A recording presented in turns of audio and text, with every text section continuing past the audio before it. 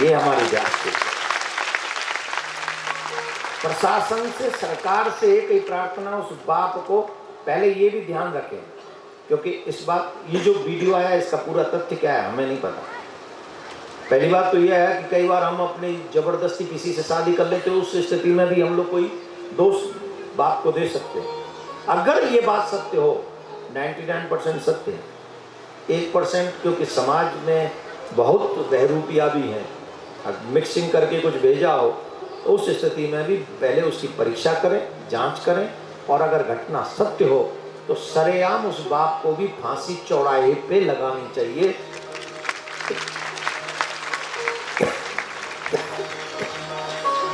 जिससे और देखने वालों को भी शिक्षा मिल सके। कौन कौन मेरी बात से सहमत है? आप सभी का धन्यवाद। राधे राधे। ये बिहार सरकार की जिम्मेदारी है, सिर्फ गद्दी पे मत बैठे रहो, काम करो, बेटियों को सुरक्षित आप करें, ये मेरा निवेदन है आपसे। और मैं आपका वेल विशर हूँ, आपका शत्रु नहीं। कोई भी सरकार, प्रशासन, किसी भी पार्टी की हो, हम किसी के शत्रु नहीं है, प्लीज ऐसे मत देखो। लेकिन हम पक्षधर हैं सनातन के, शत्रु हैं उस बुराई के जो बुराई समाज में इस समय चल रही है।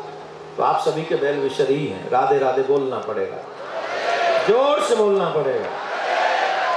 तो भगवान श्याम सुंदर ने कहा, कौन सा युद्ध करोगे?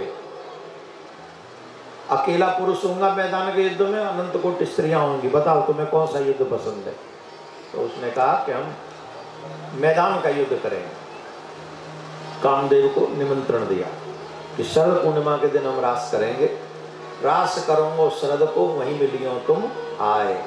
शरद पूर्णिमा के दिन रास करूंगा, तुम वहां आ जाना और तुम्हारी इच्छा को हम वहीं पूरी करेंगे। बोलो राधे राधे, जोर से बोलो।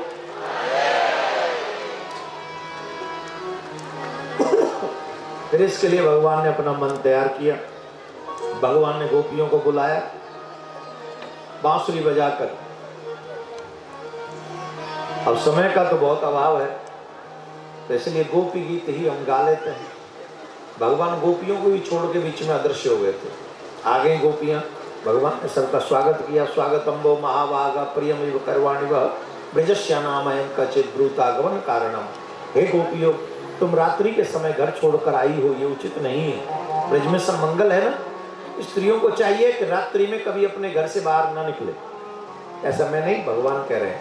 ध्यान से सुनो, मैं बहन बेटियों से भी, भारत की बहन बेटियों से भी एक हाथ जोड़ के प्रार्थना कर रहा हूं। देखो, कोई कीमती वस्तु होती है ना, उसे बड़ा संभाल के रखना पड़ता है। ध्यान से सुनना, हाथ जोड़ के प्रार्थना। मैं जो बात कह रहा हूं उसे बाप की दृष्टि से सोचना और भाई की दृष्टि से सोचना कि एक बाप, एक भाई क्या सोचता है बहन बेटी के लिए। मैं भी बाप हूं बच्चियों का, मैं भाई हूं बहनों का। मेरे घर में बेटियां, मेरे पास 3 बेटियां। बाप क्या चाहता है कि मेरी बेटियां सुरक्षित रहें, मेरी बेटियों को कुछ ना हो, मेरी बेटियां, मेरी बहन हमेशा ऐसी प्रसन्न रहे, मुस्कुराती रहे, उसकी हर इच्छा पूरी होती रहे। लेकिन इच्छा बुरी हो तो क्या वो भी पूरी होती रहे? जवाब दो। कौन बाप चाहेगा कि अपनी बेटी को ऐसे कम कपड़े या बुरे कपड़े या ऐसी गंदी भाषा या गंदी चीजें देखता, कौन बाप चाहेगा? मुझे कृपा करके बताइए ना, कौन चाहेगा कि मेरी बेटी अकेली जाए और सड़क पे से अकेली आ रही है, 4 बाहरी लड़के उसके दोस्त बने हुए हैं, उनके साथ हा हा हू करती हुई आए? कोई बाप चाहेगा? मतलब बेटी की स्वतंत्रता अच्छी बात है, लेकिन बाप की भावना, उसका मर्डर कर दें हम, भाई की भावना का मर्डर कर दें। मुझे लगता है भाई के पास, बाप के पास अगर सबसे अनमोल वस्तु कोई है तो उसकी बहन और उसकी बेटी है। इससे ज्यादा अनमोल उसमें कुछ नहीं है, कुछ भी नहीं है। तो उस बहन को, उस बेटी को भी ये समझना होगा कि मैं अपने बाप की, अपने भाई की अनमोल विषय हूं। तो मुझे ऐसा नहीं करना जिससे मेरी वजह से मैं लेट क्यों आऊं, मैं जल्दी आ जाऊं। मैं ऐसा ड्रेसअप क्यों पहनूं जो मेरे भाई को, मेरे पिता को अच्छा न लगे। मैं ऐसा क्यों बोलूं, ऐसे उन बाहरी दरिंद्रों से मित्रता क्यों करूं जो मेरे भाई को, मेरे बाप को पसंद नहीं। मैं आपका वेल विशर बन के कह रहा हूं इस बात को, मेरे कोई दोष नहीं है आपसे। जब आप चाहते हैं कि महाराज धोती पहन के रहें, आप मुझे जींस में नहीं देखना चाहेंगे, आप मुझे हाफ निक्कर में नहीं देखना चाहेंगे। जब आप मेरे जैसे व्यक्ति से एक्सपेक्टेशन करते हैं कि महाराज इसी वेश में रहे, तो बाप भी एक्सपेक्टेशन करता है अपनी बेटी से कि मेरी बेटी ऐसी दिखे, ऐसा लगे, ऐसा बोले, ऐसे अच्छे लोगों के संग में रहे। जो खुद बर्बाद हुए पड़े हैं उनके साथ मेरी बहन बेटियां मित्रता भी न करें, ये हर बाप चाहता, हर भाई बहन चाहता, भाई चाहता। और वो फीलिंग तो हर बेटी को ध्यान रखना चाहिए, हर बहन को ध्यान रखना चाहिए। मैं आपका भाई बनकर इस बात को कह रहा हूँ, पिता की जगह समझ लो, क्योंकि बहुत छोटी भी बच्चियां यहाँ बैठी हैं, तुम्हारे पिता से 2-4 साल बड़ा भी हो सकता हूँ मैं, तो अपने पिता की जगह समझ के अपना, तुम्हारा सम्मान तुम्हारे हाथ में, किसी के हाथ में।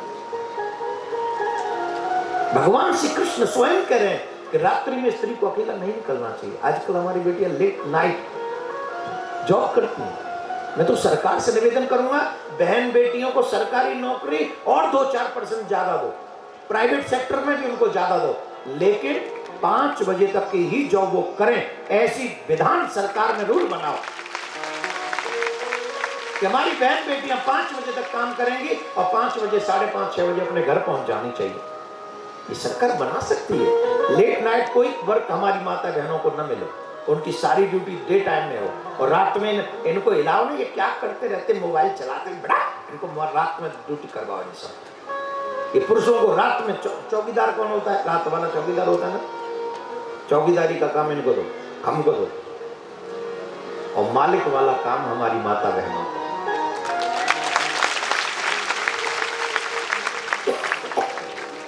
मैं सनातनियों के लिए कह रहा हूं, बाकी के सब अपने अपने हिसाब से सेटल कर ले। वहां तो सेटल है ही, दूसरी जगह तो हमारी जगह सेटिंग करना थोड़ा सा। माता बहनों, आपको बुरा तो नहीं लगा मेरा ये विचार? प्लीज, किसी को बुरा लगे तो मैं क्षमा चाहता हूँ। मेरा उद्देश्य आपको क्योंकि आज हम लोग झेलते हैं, कई बार हम जोश जोश में ऐसा कह जाते, माताओं को लगता है, भाइयों को भी कई बार लगता है बुरा बोल रहे हैं हमारे लिए। हम क्यों बुरे बोले? हम दुश्मन है आपके, हम आपके वेल विशर हैं, हम तो आपका भला चाहेंगे।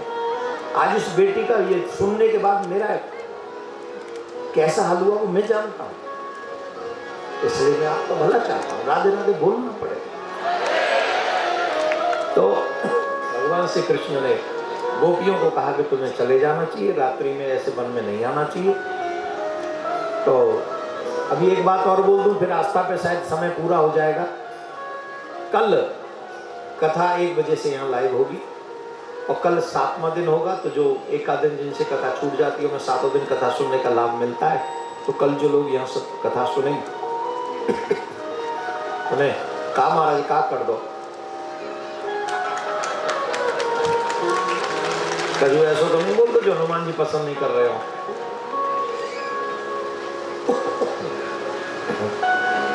हाँ, तो कहाँ था मैं? कथा कल 1 बजे से जो भी 7 दिन सुनना चाहे तो उनको लाभ मिलेगा 7 दिन का। और ये भूत प्रेतों के लिए कथा हो रही है कि उनकी भी आत्मा की कल्याण हो जाए, इसलिए उनको हम ये कथा सुना रहे हैं, वो भी सुने, इसका कल्याण उनका हो जाए। परसों गणेश चतुर्थी है 10 तारीख को, तो 1 बजे से वृंदावन से शांति सेवा धाम प्रियकांत जी के मंदिर से लाइव होगा। गणेश कथा आप 11 और 10 2 दिन सुनेंगे। 12 से राधाष्टमी का उत्सव प्रारंभ हो जाएगा, भागवत कथा वहां से सुनेंगे। अभी बैठ जाएं, 10 मिनट और बैठ जाएं। है बैठ जाओ बाबा, 10 मिनट। और जब यहाँ कथा पूरी हो जाए तो आप YouTube चैनल पर आ जाएं, जिससे शेष प्रसंग आप वहां सुन लें। बोलो राधे राधे।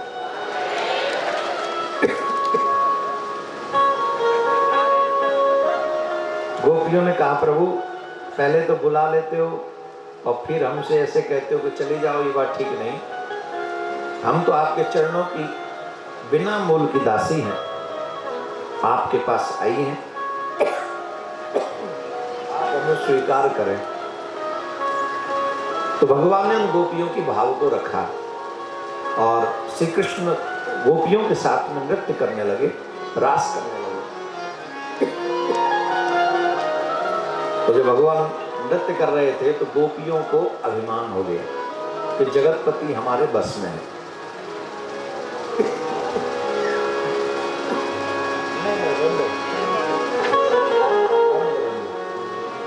तो भगवान को जब लगा कि गोपियों का विमान हो गया है, तो भगवान श्री कृष्ण उन गोपियों को छोड़कर चले गए, अदृश्य हो गए।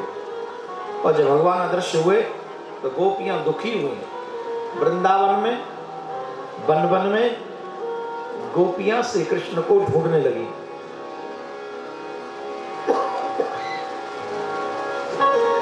उस समय श्री कृष्ण जब चले गए तो गोपियां, इवन सर्वेश्वरी राधा रानी, जिनमें भागवत में पूर्ण नाम नहीं लिया गया राधा रानी का, ऐसा कई लोग संत कहते हैं।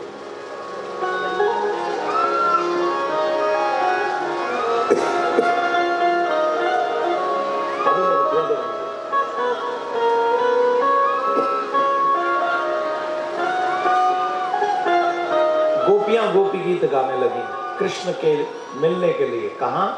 जमुना जी के तट पे। आप मिलकर गोपी गीत का ये पाठ करेंगे प्रेम से।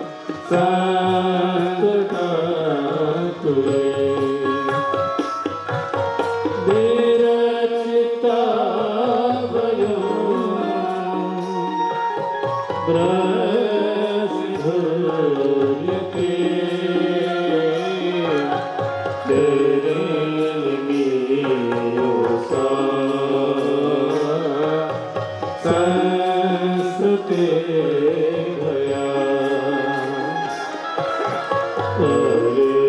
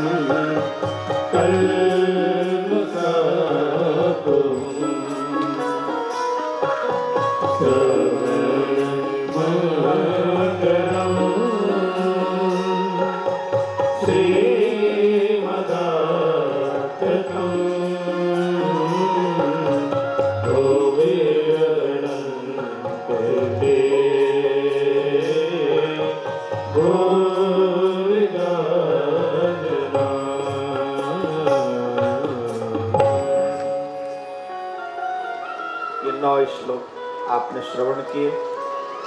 गोपियां कहती हैं, हे कृष्ण तुम्हारी जय हो। जब से आप इस ब्रज धाम में पधारे हो तब से स्वर्ग की देवी लक्ष्मी नित्य निरंतर इस ब्रज में अपनी लीला करती है। हे माधव, आपकी अहरनिश जय होती रहे।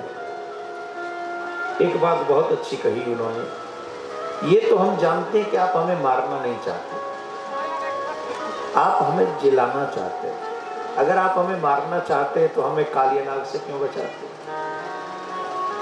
आपने गिरिराज पर्वत उठाया, इंद्र के कोप से हमें क्यों बचाते? दावानल अग्नि से हमें क्यों बचाते? ऐसे तमाम राक्षस आए जो इस ब्रज को और ब्रजवासियों को नष्ट कर देना चाहते थे। वो मार सकते थे, अगर आप हमें मारना चाहते थे तो उनसे ही मर जाने देता, उनसे मर जाने देते तो कम से कम तुम्हें दोष नहीं लगता। हमें वहां नहीं मरने दिया, इसका मतलब है आप हमें मारना नहीं चाहते, आप हमें जिलाना चाहते हैं। परंतु माधव एक बात बताओ, शस्त्र से मारने को ही मारना कहते हैं क्या नैनों से मारने को मारना नहीं कहते? अरे शस्त्र से मारने को मारना तो बड़ा आसान है, एक बार लगेगा मर जाएंगे, प्राण छूट जाएंगे, मुसीबत कटेगी। परंतु आपने तो हमें ऐसे मारा है, ऐसे मारा है कि शरीर छूट भी नहीं रहा और जीवितों में हमारी गिनती नहीं। तो नैनों से मारना, बिना शस्त्र के मारने को भी मारना ही समझना चाहिए। एक तरफ आप हमारी रक्षा करना चाहते हैं, दूसरी तरफ आप हमें मार देना चाहते हैं, तो आप हमें रक्षा करना प्रकट हो। गोपियों ने 18-19 श्लोकों में गोपी गीत गाया है। 19 श्लोक हैं, याद रखें। इस गोपी गीत का पाठ करने से प्रियतम की प्राप्ति होती है, कृष्ण की प्राप्ति होती है। इसलिए अभी कुछ न कर सको तो ये गोपी गीत, इसका पाठ नित्य करो। भागवत का प्राण 10वां स्कंद है, और प्राण का भी प्राण जो है ये गोपी गीत है। बड़ा सुंदर है, इसका पाठ करें, श्रवण करें। और भगवान इसी गोपी गीत के माध्यम से गोपियों को पुनः प्राप्त हुए भगवान। और फिर रास हुआ, उस रास में कामदेव पधारे। कामदेव आए और कामदेव ने अपना पूरा चकाचक किया, पूरा सारी शक्तियां लगा दी। अंत तो स्वयं ही समाप्त हो गए। भगवान ने ऐसी मुस्कुराहट से देखा उसे, वो कहीं का नहीं रहा। हमारे ब्रज में क्या पानी पिवा के मारे महाराज कामदेव।